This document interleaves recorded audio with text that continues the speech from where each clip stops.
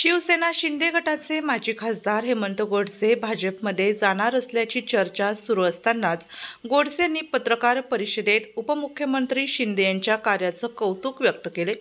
मात्र पक्षांतर्गत शिस्त नाही, संघटनात्मक व्यवस्थापन नाही, येणाऱ्या महापालिका जिल्हा परिषद निवडणुका संदर्भातील पक्ष पातळीवर तयारी केली तरच चांगले यश मिळू शकेल असे सांगून गोडसे यांनी पक्षाला घरचा आहेर दिला। आपल्या राज्याचे माजी मुख्यमंत्री आदरणीय शिंदे साहेब यांनी अतिशय उत्कृष्ट काम या ठिकाणी महाराष्ट्राच्या जनतेच्या सेवेसाठी या ठिकाणी केलेले आहे आणि म्हणून आपली नाराजगी पक्षश्रेष्ठींवरती त्या ठिकाणी नाही। मला असं वाटतं का ज्या काही चर्चा या ठिकाणी चालू होत्या गेले 2-3 दिवसापासून, तर आपण आपलं हेच मत होतं का आपली पक्षश्रेष्ठींविषयी नाही तर परंतु पक्षांतर्गत जी काही सिस्टीम आणि जी काही डिसिप्लिन असायला हवी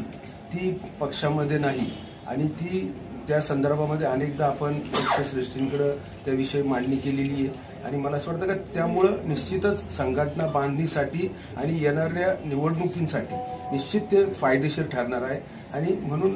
त्याविषयी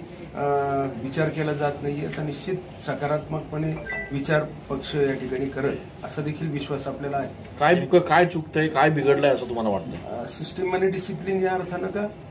पदाधिकारी असतील किंवा कोणाला पद देणं असेल किंवा जे संघटन आहे, आज जर आपण पाहिलं तर नाशिक जिल्ह्यामध्ये आमचे एकच आमदार आहे शिवसेनेचे आणि मग इतर 14 विधानसभा आहे, मग त्यामध्ये जी काही संघटना आपल्याला उभी करायची तर त्या संदर्भामध्ये संघटनेच्या पदाधिकाऱ्यांच्या नियुक्तीचा विषय असेल किंवा इतर संघटनेच्या पदाधिकाऱ्यांची जे काही कामं असतील किंवा लोकांपर्यंत पोहोचवण्यासाठी जी सिस्टीम इतर पक्षांमध्ये राबवली जाते अशा प्रकारे आपण त्यावरती आपण करायला पाहिजे जेणेकरून येणाऱ्या निवडणुकीमध्ये त्याचा आपल्या जिल्हा परिषद आणि महापालिकेमध्ये त्याचा निश्चित फायदा त्या ठिकाणी होईल असं आपलं मत आहे। विश्वासात घेतलं जात नाहीये का तुमच्यासारख्या नेत्यांना ज्यांना एवढा अनुभव आहे किंवा जे पक्षासाठी काम करतायत? नाही, मला असं वाटतं का आदरणीय शिंदे साहेब निश्चितच ज्या प्रकारे ते काम करताय परंतु हे एकटे माणसांनी करण्यापेक्षा ज्या त्या जिल्ह्याला जे काही मंत्री दिलेले त्यांनी जर त्या जिल्ह्यांमधल्या संघटनेमध्ये पदाधिकाऱ्यांच्या कामासाठी जर लक्ष घातलं तर मला असं वाटतं का प्रत्येकाचा भार कमी होऊन संघटना अधिक मजबूत त्या ठिकाणी होईल। नाशिक जिल्ह्यामध्ये एक मंत्री आहे,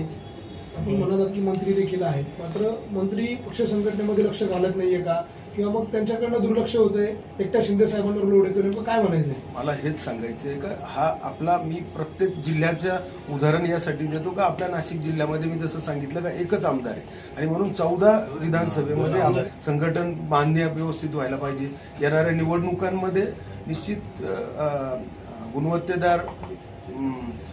उमेदवार असतील त्या संदर्भामध्ये बैठका होण्याची आवश्यकता आहे, संघटनेला ताकद देण्याची आवश्यकता, संघटनेच्या पदाधिकाऱ्यांना विश्वासात घेण्याची आवश्यकता आहे। एकटे शिंदे साहेब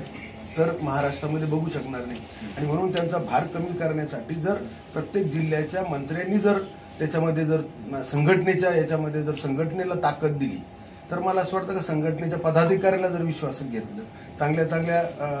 गुणवत्तेदार पदाधिकारी त्यासाठी नेमले तर मला असं वाटतं की निश्चित आपल्या शिंदे साहेबांचा भार कमी होईल आणि तळागाळाला संघटना। तर एकीकडे पुढच्या लोकसभा निवडणुकीसाठी आताच भाजपमध्ये गेल्यास गोडसेंनाच उमेदवारी मिळेल अशीही जोरदार चर्चा आहे।